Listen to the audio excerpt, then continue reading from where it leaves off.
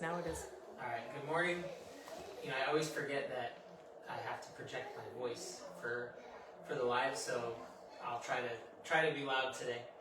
Happy Easter to everyone. I'm sure there's a lot of people who are preaching messages about Easter and the meaning of what it of the resurrection and what Jesus did for us. And my message obviously is an Easter message, but it's more catered to what we can do as opposed to what Jesus has already done for us. So in Luke chapter 9, Jesus was talking and he said,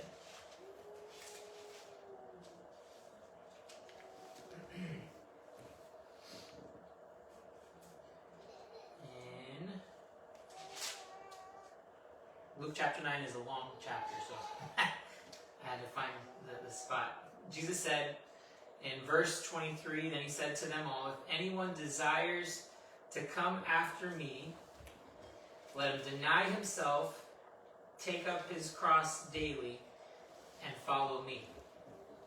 And so I know the majority of churches are preaching about the resurrection and the finished work and salvation and forgiveness of sins. And I think it's important. But just for us as a church, I feel like we've been talking about that. So it's not that we don't need to continue talking about it, but I feel like just for the sake of this year, that's like an elementary principle. It's something that we have established, we understand. And I think we need to move on to something that is more of a conversation about what we can be doing as disciples, as followers of Jesus, as opposed to what he's done for us. I'm not taking away from what Jesus has done for us, what his blood has done for us, what him dying on the cross means to us each individually as a believer, but more focusing on what he was telling us to do. And as a disciple, we should be doing this regularly. And he said, if anyone desires to come after me, let him deny himself, take up his cross daily, and follow me. And there's an example that I wanted to read about the disciples, and the purpose of reading that is to show how easy it is for us to not be able to do those things. And so like if they had a hard time with it, we can obviously have a hard time with it. So the emphasis there is just to say that it's something that we've probably read before. Okay, take up my cross and follow him and deny myself, and then we can kind of get into this routine where we think we're doing it, but it's really easy to not do the things that he's asked us to do. So in Luke, same chapter in the same book, in Luke 24, it's talking about the resurrection of Jesus. And I'm just going to read the first 11 verses. It says, now on the first day of the week, very early in the morning, they and certain other women with them came to the tomb bringing the spices which they had prepared. But they found the stone rolled away from the tomb. And they went in and did not find the body of the Lord Jesus. And it happened as they were greatly perplexed about this. They were perplexed about Jesus' body being gone, even though he spent countless and numerous times preparing them and telling them in his words that he was going to be crucified and that on the third day he would rise again. So even though they had Jesus himself telling them things, and in our case it would be the Word of God, the written Word, that would be something that would be telling us. So it's kind of making that comparison. You have Jesus, who the Bible says that he says, I am the Word. I am the way, the truth, and the life. And so he's the Word. So we have the Word. And even though sometimes we might be spending time with the Word, we're not hearing him, the things that he's telling us to do. So you have here people who followed him, disciples of Jesus, who when they get to the tomb and they see it empty, instead of the light bulb going off and saying, hey, he told us about this, they were perplexed, and they're like, what's going on? So it says, they were greatly perplexed about this, behold, two men stood by them in shining garments. Then as they were afraid, and they bowed their faces to earth, they said to them, why do you seek the living among the dead? He is not here, but he is risen. Remember how he spoke to you when he was in Galilee, saying, the Son of Man must be delivered into the hands of sinful men and crucified, and the third day rise again. And they remembered his words. So again, they needed another reminder, even though he spent all this time while he was with them in those last days, preparing them for what was about to happen. It wasn't enough. They still forgot what Jesus was saying. So they needed to have yet another reminder of what he had told them. And only after these men told them what had happened did they finally remember what he was saying to them. So sometimes, my point is sometimes we can be in the Word, reading our Word, but we forget the things that we are supposed to be doing as believers. We forget the things that we're supposed to be doing and saying as followers of Jesus. So I'm making this point to say, like, don't get down on yourself if you are having those types of struggles, because even the people who followed Jesus had the same of a hard time. They had just a hard time as we did, because they heard him and they followed him and they saw all the things that he did, and it still wasn't enough to keep them from forgetting. And I feel like we say this a lot, but remembering the things that God has done for us, remembering his word, those things are so important to us on a daily basis. And I feel like if you start to lose sight of what God has done, then you can start to become insensitive to him. And you start to get hardened in certain areas of life. And hardness of heart, I think we've talked about this before, but a hardened heart doesn't mean that you're just living in sin. Most of the time when you hear someone talking about a hardened heart, you think, okay, somebody's living in sin, they're doing something absolutely wrong, and so the more they continue in that, which is true, but we only think of it in that sense, that the more someone continues in sin, the harder their heart becomes to God, and the less they listen to him. But we see examples in the New Testament with the disciples where their hardened heart was only because of the fact that they weren't being sensitive to the things, the miracles that Jesus was working. So it's just really a hardened heart just means that you're insensitive to the spiritual things and you're more sensitive to the natural things.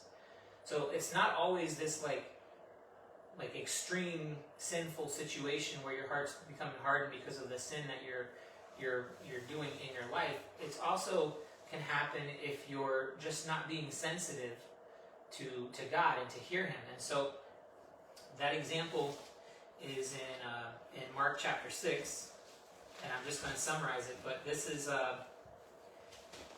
Jesus again with the disciples, and he had just finished feeding the 5,000, and after he finishes feeding the 5,000, he puts his disciples in the boat, and he's sending them across to the other side of the sea, right? And then in verse 51 we pick up, and that's why I'm summarizing, because it's 51 verses in the chapter, so I don't want to read all of them. I mean, there's more than 51, but it says in verse 51 of Mark chapter 6, then he went up into the boat to them, and the wind ceased, and they were greatly amazed in themselves beyond measure and marveled, for they had not understood about the loaves because their heart was hardened. So again, their heart was hardened because they didn't understand what Jesus had done with the miracle. So they weren't focusing on the spiritual side of what he had just done. They were focusing on the natural. And so they see Jesus coming and he's walking on the water, and they're like, whoa, look at this. Instead of being able to say, hey, he just fed 5,000 people with the 2 loaves and the 5 fish. Why can't he do this thing as well? And so again, we see this. The point of me reading this is to show that a hardened heart isn't just always because someone's living in sin and they're doing something that's really bad. It could just be that you're not being sensitive to the things that God's working in your life. You're more sensitive to the natural things, to your flesh, to the things that you want to do versus the things that God is asking you to do in those moments. And so it's just an insensitive heart. You're not sensitive to the things of God. You're more sensitive to your own desires, to the things that you feel like you should be doing. And so you go back to this, to Luke 24, and you see that only after they were told that Jesus had risen did they remember his words. And we find out in verse 10 that this was Mary Magdalene, Joanna, Mary, the mother of James, and other women with them who told these things to the apostles.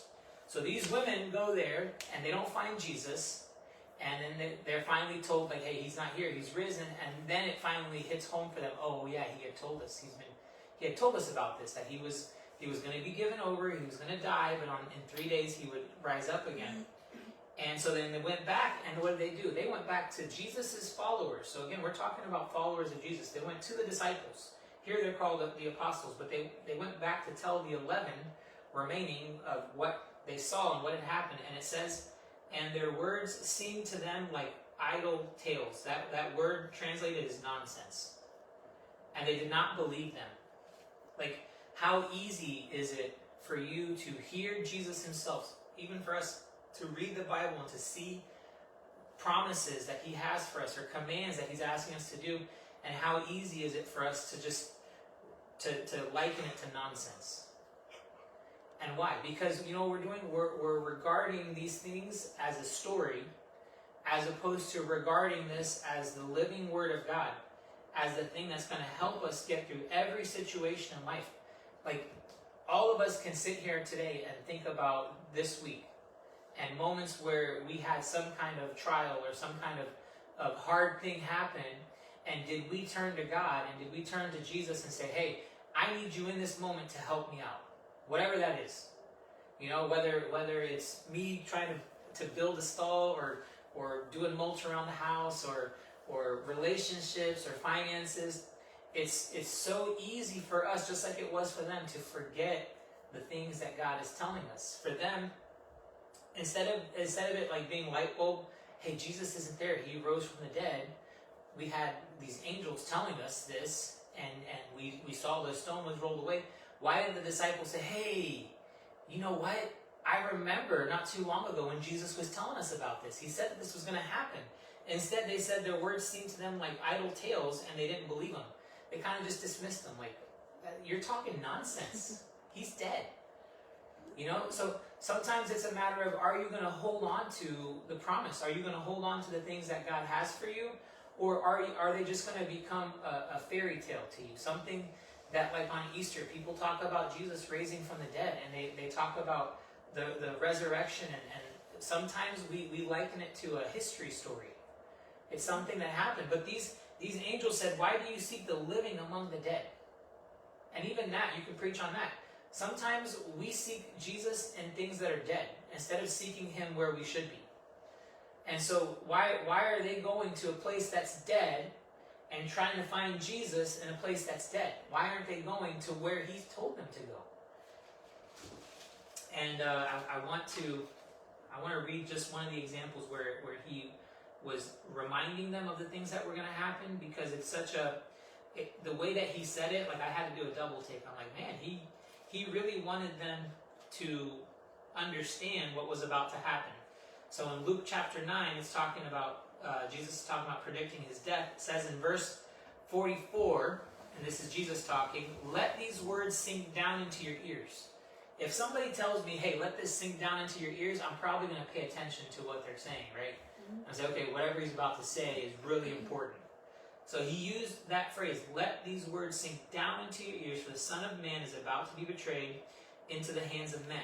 And he goes on to, continues talking about that, and he's talking again about what's going to happen to him, and he continues throughout this book to remind them and to say things to him about what's going to happen. And in Luke 18, again, he's talking about what's about to happen. They will scourge him and kill him, and on the third day he will rise again. So you have Jesus making this point to them, like, you guys need to pay attention to what I'm saying. That's what Jesus is saying.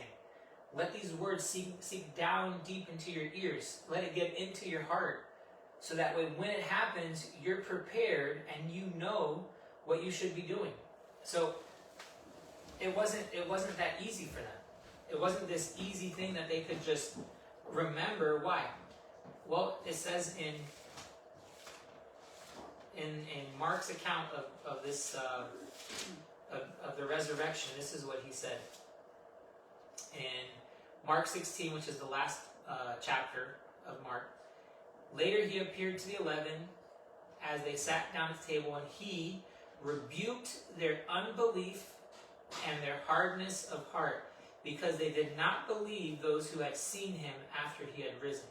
Jesus had to rebuke their unbelief, and he had to rebuke their hardness of heart. Why? Because they weren't valuing the things that were being said. They just kind of, again, it was to them idle tales. Like, this is just nonsense that's being said to us. And he had to come and rebuke his disciples and say, what's wrong with you? I sent these women to go and tell you that I've risen, that I'm back. I did the things I set out to accomplish. Why are you just dismissing it like it's nothing? And I feel like for us as believers, as Christians, if we really want to see God working in our lives, if we really want to be a disciple of Jesus, we have to deal with the unbelief and the hardness of heart that we have.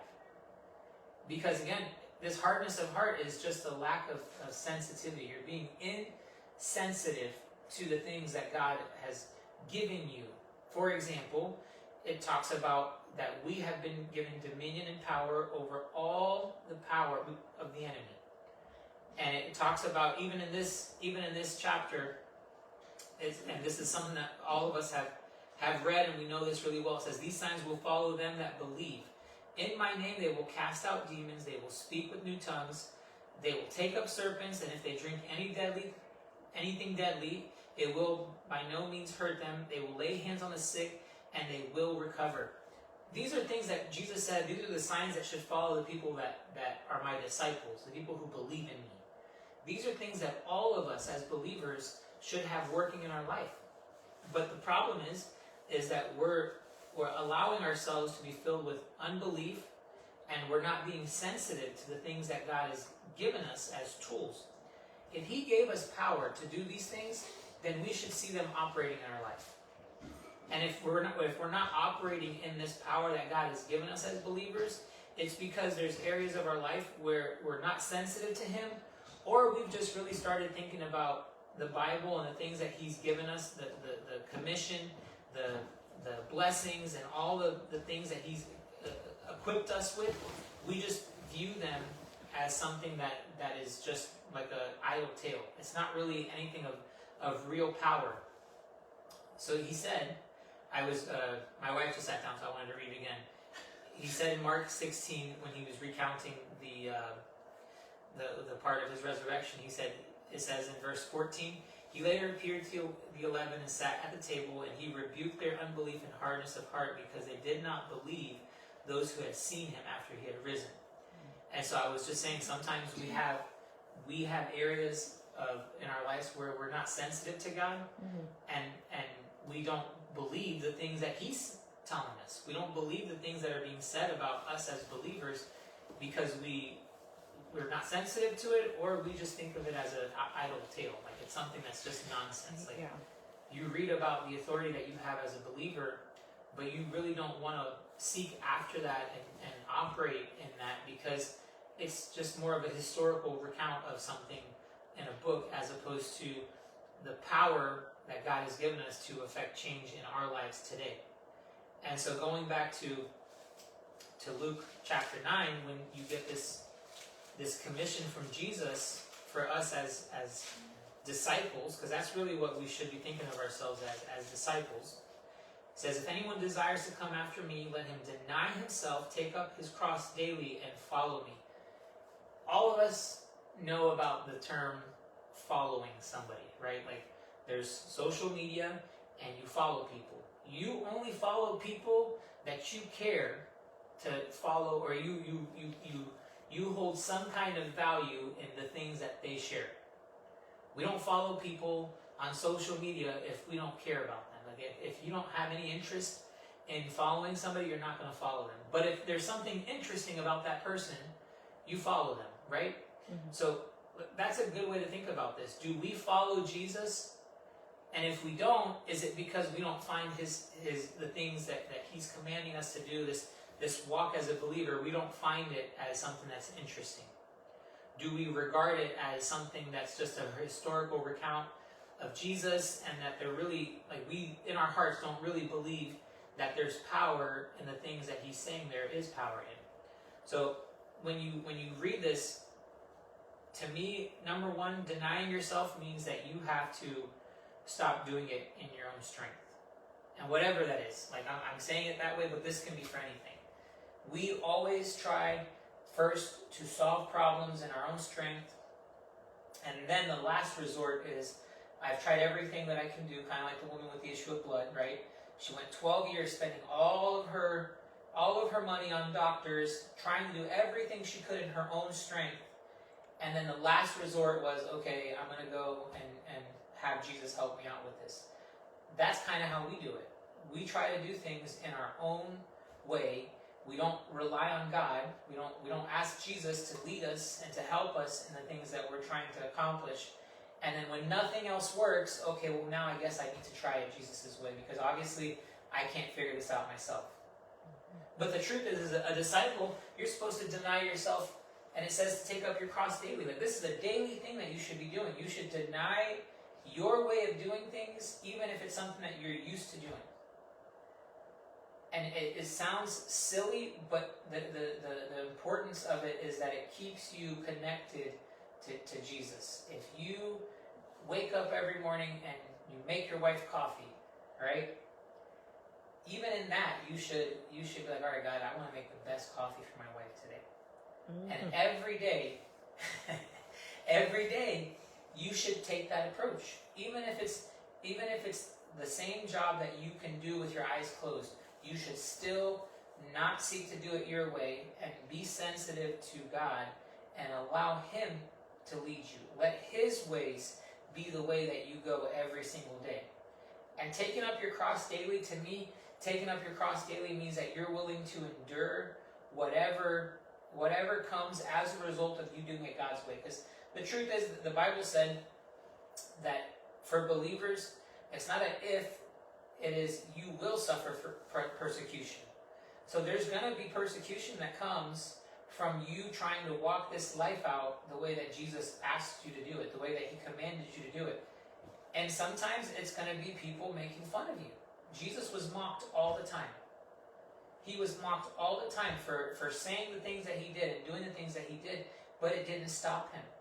And so sometimes persecution is going to come in the form of people just making fun of you, or thinking what you're doing is idle tales. Look at Mary and all the women who went to see Jesus at the tomb. When they came back, they said, nonsense. What you're talking about is nonsense. Sometimes people are going to call the things that you have to say nonsense, or they're going to see what you're doing and they're going to say that's stupid. But are you willing to do it Jesus' way? Are you willing to deny yourself and be His disciple and do it the way that He asks you to do every single time? So taking up that cross daily is going to mean that you're willing to endure whatever it is. All of us have people that we could probably right now say, if I asked you to say a prayer in front of them, it would make you uncomfortable because you would be worried about what those people think of you, right? And that's part of the persecution. Like who cares what people think? At the end of the day, the best life that you can have is a life where you lay your life down and you follow Jesus. I promise you that's going to be the most fulfilling life that you'll ever have.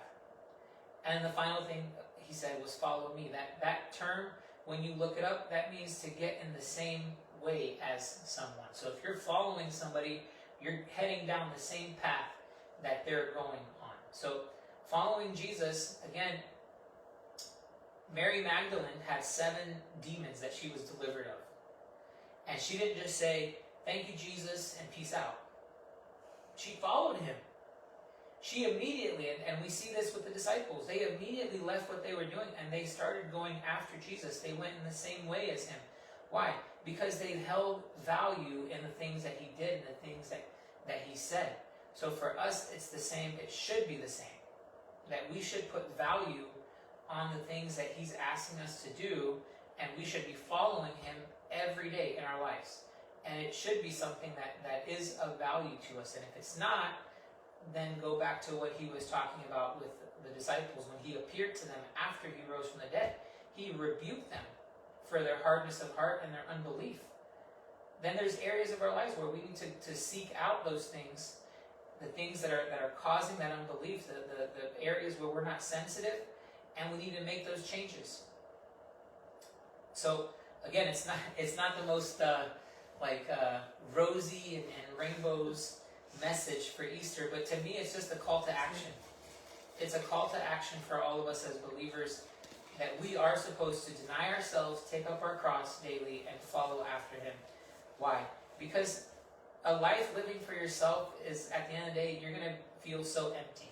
I know that sounds crazy to say, because when you hear you live for yourself and you do the things that you want, but it's counterintuitive to God. He said it is better to be what? The person who blesses than to be the one who is blessed. Why? Because you feel better when you do it that way. And so even in this, if you live a life for yourself, it might sound right now like it's fun, but at the end of the day, you're going to feel empty inside. You're going to feel like you don't have anything to look back and say a value that you've accomplished. So if you follow after Jesus and you start doing things his way, and I don't want you guys to misunderstand this. This isn't like I'm going to completely change what I'm doing and I'm only going to read my Bible and I'm only going to talk to people about Jesus. I'm talking about deny yourself in the thing that you're doing. So even if it's your job, deny your way of doing things and ask God to lead you in those moments. That's what I'm talking about. Because there's always going to be something we'll miss if we're not sensitive to him. There's going to be some kind of hardness, and the smallest detail, sometimes saying thank you to somebody that you're otherwise not paying attention to is going to be the world of difference for that person. So it's impactful to others when you're sensitive to God and you're doing it his way, because you're going to help be a light to them. You're going to help show Jesus to them in a way that it's never been shown. So to me, that's the importance of this. Deny yourself, take up your cross daily and follow after him. It's because, number one, that's the most rewarding life. When you do things for others, you feel better than if you're just doing something for yourself. And number two, you're called to be a light to other people. So even if it's not doing ministry in a way that you think ministry is supposed to be done, you're still supposed to be a light to people in your everyday walk. People should look at you, and there should be something that draws their attention and says, there's good in this person. There's something about this person that I want to emulate what they're doing. I want to. They're a role model to me. I want to follow after the things that they're doing. Paul said that too. He said, imitate me as I imitate Christ. And a lot of us, when we read most of the New Testament that Paul wrote, that's what we do. We read these things, and what? It calls us to action, to want to do the same thing. So we should be the same with the people in our life. And I think it's actually better for us to look at it in that sense. You're supposed to do this in your everyday, as opposed to just in the sense of I'm going to go and minister to crowds of people. We need soldiers on the ground. We need people to be in everyday life, in trenches, being a light to people that otherwise aren't going to go to a meeting and to listen to somebody preach. So to me, that's I think that's encouraging, because sometimes when you hear people talking about the things that God has commanded us to do, and you start thinking, well, these people, all they want me to do is to go into ministry, and they want me to go minister to crowds of people. But that's really not what we should be doing. Number one, first and foremost, we should just start asking God to lead us in our everyday lives. And when we do that, and you're effective in that, then maybe if God's called you to something else, you'll be able to hear it. But first and foremost, that's the most important, is showing people who Jesus is through your actions, through the things that you say. That speaks higher to them than us just getting up in front of them and trying to preach a message. Yeah. So that's all for today.